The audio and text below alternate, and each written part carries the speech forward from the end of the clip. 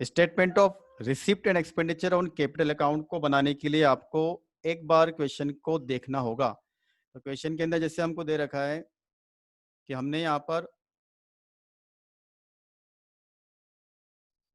ये asset purchase की है, लैंड, मशीन और मेंस, ये तीनों फिक्स असेट है। तो इसका ओपनिंग बैलेंस और करंट ईयर परचेज, इनका ओपनिंग बैलेंस और करंट ईयर परचेज और इसका भी opening balance and current year purchase, ये तीनों हमको किस तरह से शो करनी है उस अकाउंट के अंदर। तो सभी यहाँ पर देखें, एक्सपेंडिचर वाले कॉलम में आपको उस आइटम का नाम लिखना है, जैसे लैंड। ठीक है, लास्ट ईयर तक हम यहाँ पर 12 लाख रुपए का लैंड परचेस कर चुके थे, उसको बोलते हैं एक्सपेंडेड अप टू 31 मार्च 17, मतलब प्रीवियस ईयर का ये लास्ट डे है। एक्सपेंडेड ड्यूरिंग द ईयर मतलब कंपनी ने इस साल कितना परचेस किया, 40,000 रुपए का।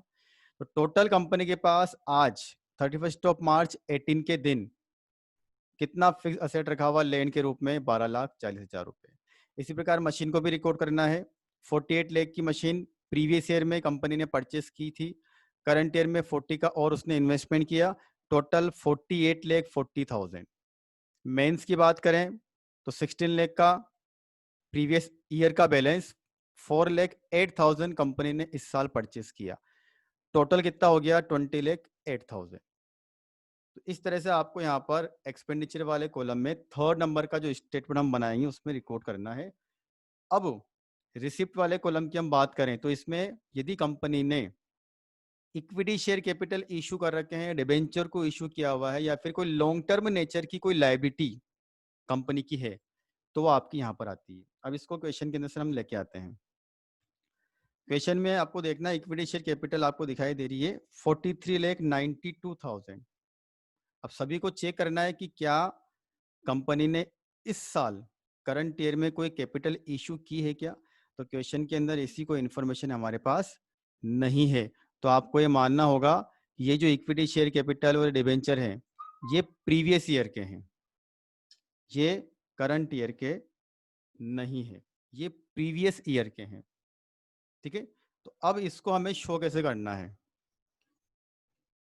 देखिए इसमें लिखा हुआ है रिसिप्ट अप टू 31 मार्च 17, इसका मतलब प्रीवियस ईयर तक कंपनी कितनी कैपिटल इशू कर चुकी थी। और करंट ईयर में यहाँ पर कुछ भी नहीं आएगा क्योंकि करंट ईयर में कंपनी ने कोई इक्विटी शेयर इशू नहीं किए हैं, ऐसी हमारे पास कोई इंफॉर्मेशन नहीं है। तो इस तरह से रिसिप्ट जो आपकी आएगी वो 43,92,000। इसी प्रकार डिबेंचर की बात करते हैं तो डिबेंचर भी हमारे पास प्रीवियस ईयर के दिए हुए हैं 16 लाख रुपीज के, करंट ईयर में हमने कोई डिबेंचर इशू नहीं किए, तो टोटल वाले कॉलम में 16 लाख। ठीक है, अब हमें ये दोनों अकाउंट टैली करने हैं। टैली कैसे करें, तो सभी लोग ध्यान से देखना, टैली कैसे करें हम। टैली आपको ऐसे करना है कि पहले हम बात करते हैं इस साइड की, एक्सपेंडिचर साइड का जब आपने टोटल लगाया तो वो आता है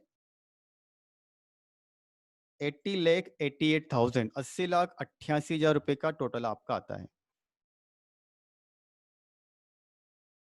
ठीक है, और इधर का जब आप यहाँ पर टोटल लगा रहे हो तो वो ऐसे लगेगा 43,92,000 प्लस 16 लाख, तो 43,92,000 प्लस 16 लाख को जब आप ऐड करोगे तो वो आएगा आपका 59,92,000। तो इधर एक्सपेंडिचर साइड का टोटल ज़्यादा है और रिसिप्ट साइड का टोटल कम है, तो डिफरेंस आपको इस तरह से यहाँ पर दिखाना है, 20,96,000 रुपए का डिफरेंस हमारा आने वाला है। दिखाना किस तरह से आप सभी लोग देख लेना कि इसको आपको यहाँ पर दिखाना है 20,96,000 रुपए, और ये टोटल हमारा मैच होना चाहिए, टोटल वाला कॉलम हमारा मैच होना चाहिए। ठीक है, ये इसका रहेगा presentation, total expenditure and total receipt. बाकी ये दो कॉलम, इसको कुछ नहीं करना है आपको, आपको टोटल वाले कॉलम को देखना है कि total expenditure and total receipt ये दोनों आपस में इक्वल होने चाहिए, बराबर होने चाहिए, और उसको हमने यहाँ पर बराबर कर दिया। ठीक है, अब यहां से जो बैलेंस है, सभी लोग देखना, जो भी balance statement of receipt and expenditure on capital account से निकलता है उसको हम ट्रांसफर करेंगे जनरल बैलेंस शीट के अंदर। और जनरल बैलेंस शीट में वो बैलेंस कहाँ जाएगा, तो यदि रिसिप्ट साइड में कोई बैलेंस आता है तो वो जनरल बैलेंस शीट में असेट साइड की तरफ जाएगा। ठीक है, देखना ध्यान सब, यहाँ पर यदि रिसिप्ट साइड में कोई डिफरेंस आता है तो वो जनरल बैलेंस शीट में असेट साइड में इस नाम से आने वाला है, 20,96,000 रुपए।